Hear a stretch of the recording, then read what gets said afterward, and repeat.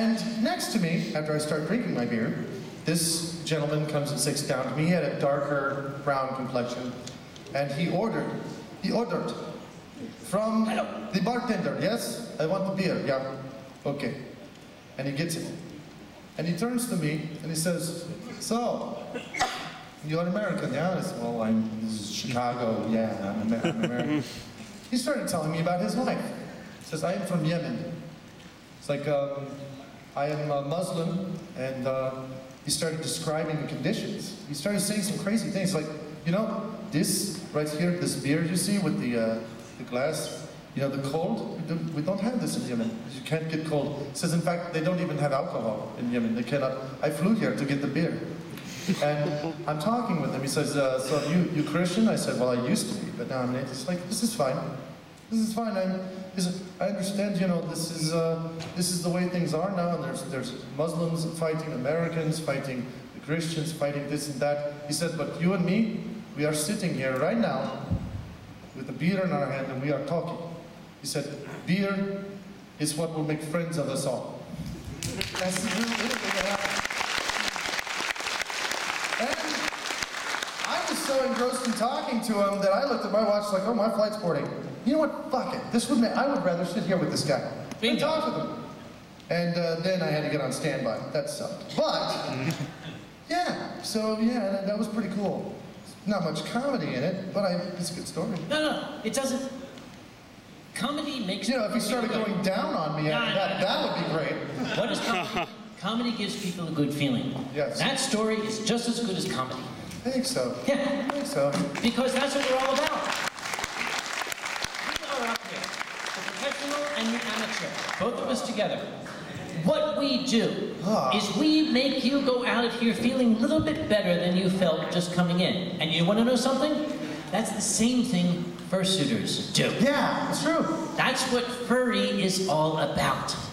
There's someone, a reporter came to me at Anthropomorphism and said, "So what is all this about? What's this all about? Why do you do this? Or if you're in England, what's all this then?" Yes, you know, yeah, or if you're in German, was ist? Was machen Sie da? Or in French, que faites-vous? Or in Russian, They're drunk. I was going to answer with this, You know, well, of course, furry is all about the, you know, anthropomorphic animals. no. Tony Ringtail. You know Tony Ringtail? Yes, I do. Tony Ringtail. He's a well-known American fursuiter.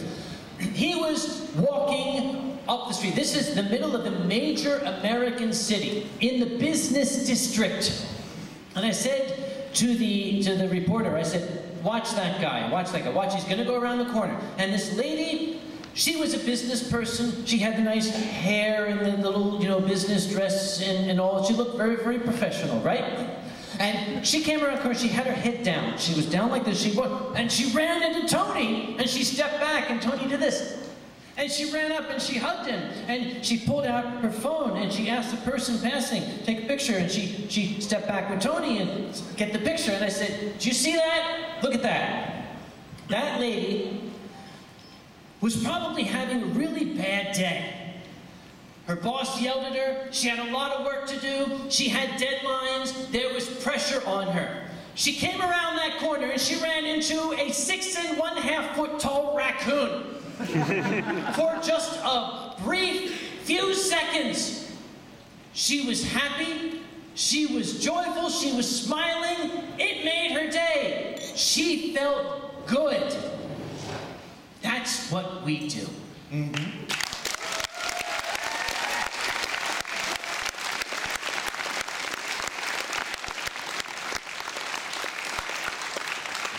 I'm almost out of bum. And it's almost 12 o'clock. I know. That's what it says, 12 o'clock. It's almost. Holy shit, it's midnight. It's almost 18 o'clock. No, it's midnight. It's 18 o'clock. Oh, wait, sorry. 18 o'clock. This is my Philadelphia clock. Ladies and gentlemen. No, wait, don't leave. Why not? I can't do this myself. Sure you can. It's your show. No, dude, I can't follow your act. Yes, you can. Okay. Better. I have to. Better. To the Ranting Gryphon, ladies and gentlemen.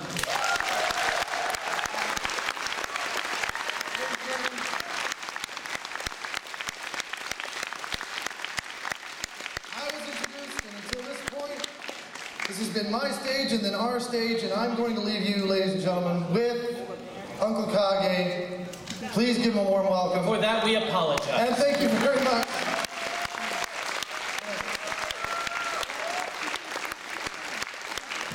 I hate it when he does that.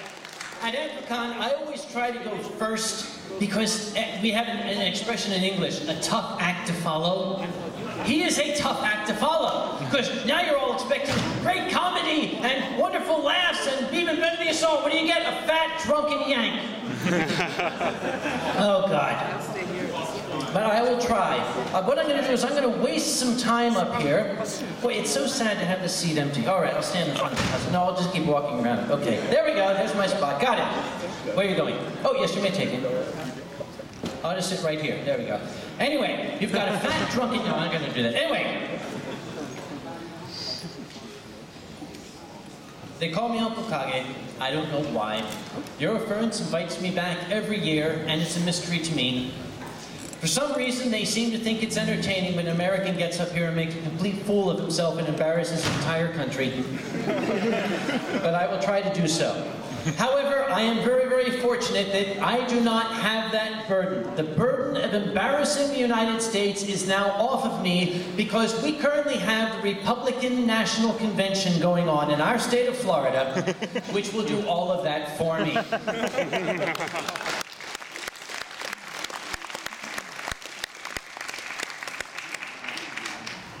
If anybody out there runs a furry convention, let me hear you. Thank you, Cheetah. I am the chairman of Anthropomorphism. Anthropomorphism is currently the largest furry convention in the world at 5,174 attendees. Thank you, one person. Thank you, Mom. We're the largest, and I like to say the second best. You're at the best right now. Take that from the man who runs the largest. This is the best.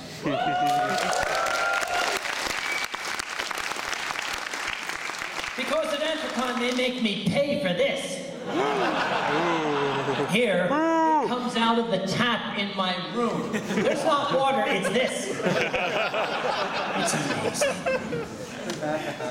But you know, many of you know Cheetah, my dear colleague Cheetah. Have you ever seen his face on Monday morning? No. You've seen the face. We call it, the military has had this expression. Every army has their equivalent expression. In American, we say, the 1,000-yard stare. When you see a soldier who's seen too much, it looks like this. And you can talk to him, and his eyes will be on you, but he's not seeing you. He is looking past you. That's called the 1,000-yard stare. Cheetah will have it on Monday. And I'll be looking at him like, so, how was the weekend? I'll just have another drink. But I'm allowed, because at my convention, he does the same thing to me. Well, anyway, there are things that happen at a convention that many of you will never know. Because it's very important to us as the organizers, as the people who make these conventions happen, we don't want you to know what happens behind that curtain. You're here to have fun. You're here to enjoy yourselves. We are here to suffer. This is our penance. In a former life, I probably murdered 1,000 people. Because this is heaven's way of punishing me. You were a mass murderer. You caused misery to half the world. In your next life, you will be chairman of a furry convention.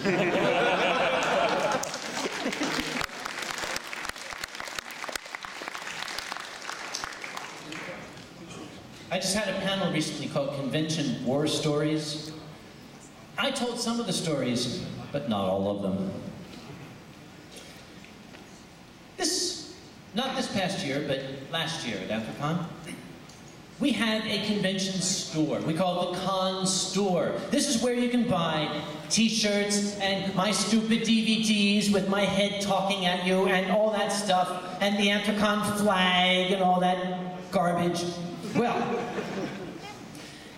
we need to pay a tax to the state of Pennsylvania, which is the state where we live.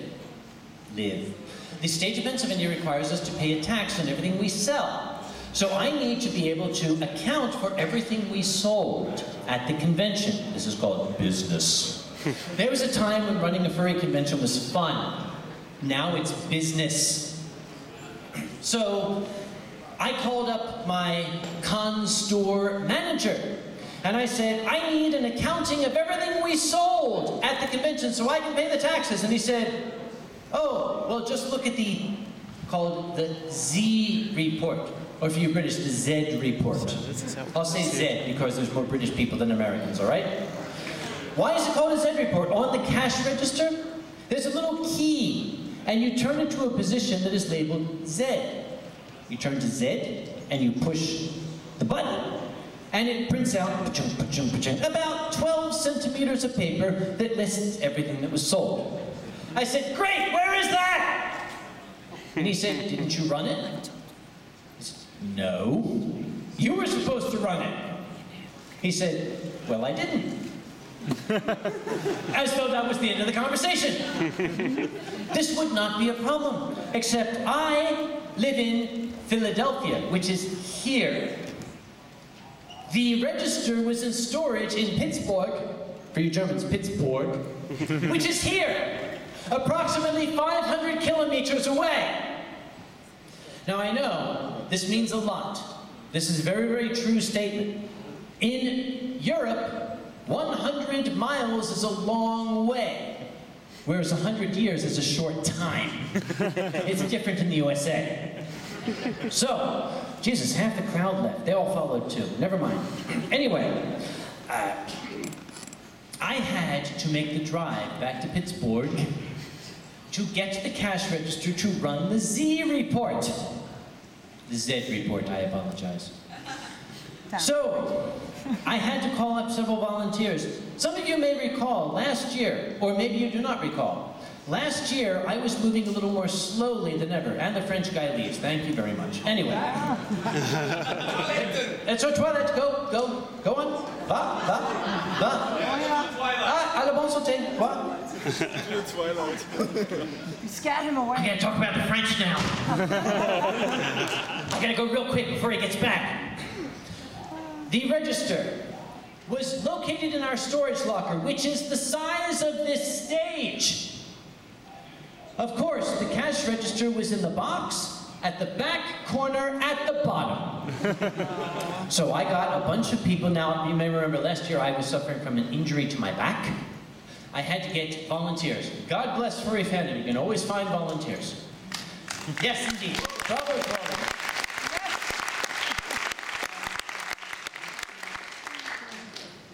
They helped me move all these boxes. We got the box with the register. And I put the register in and I plugged it in. And I pushed the key to the Z, and I pushed the button, and the display said, Mott Pass. What? Mott Pass. What the hell? Sorry, was der Teufel?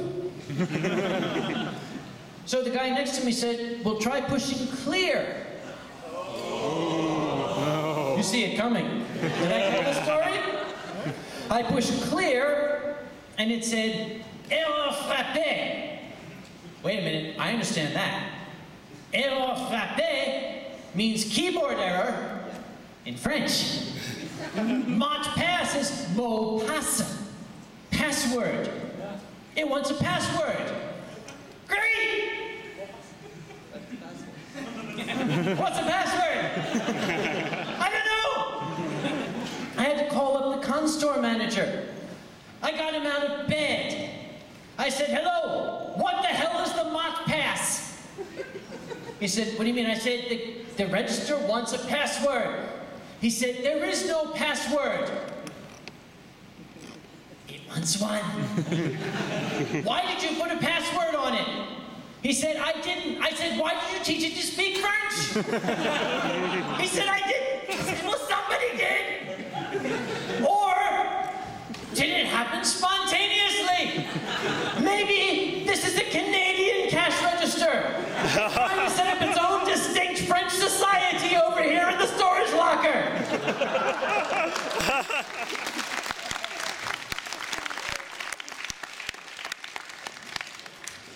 What do I do?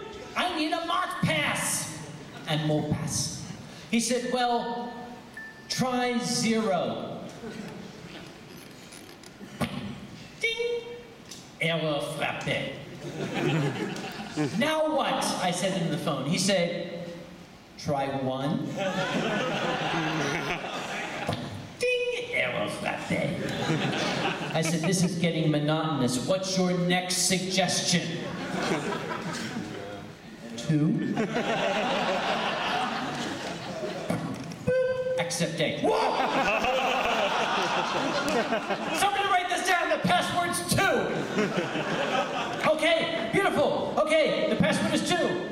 Malt pass 2. All right, push the button. Yeah, great. It starts going.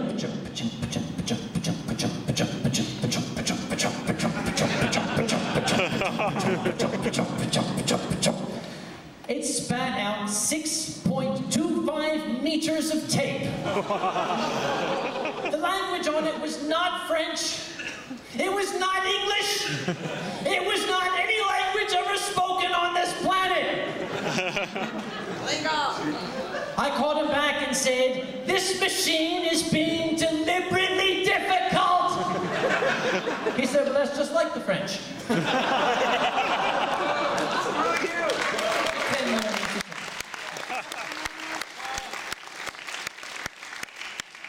And you know the sucky part is this is all true. This happened, for Christ's sake. So we had to do plan B. When the cash register makes a sale, it keeps a copy of the sale.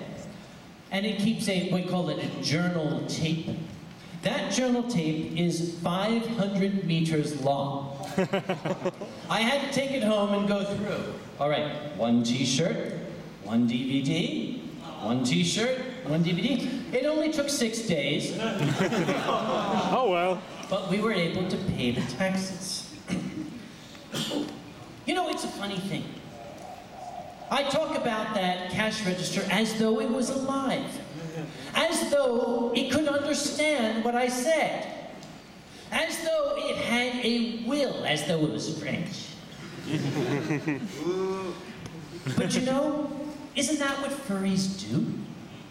We anthropomorphize things. There's a beautiful long word for you.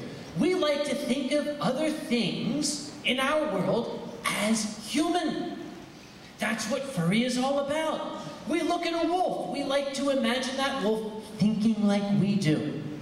I describe it this way. Our early ancestors, hundreds of thousands of years ago, excuse me, I'm American, 6,000 years ago.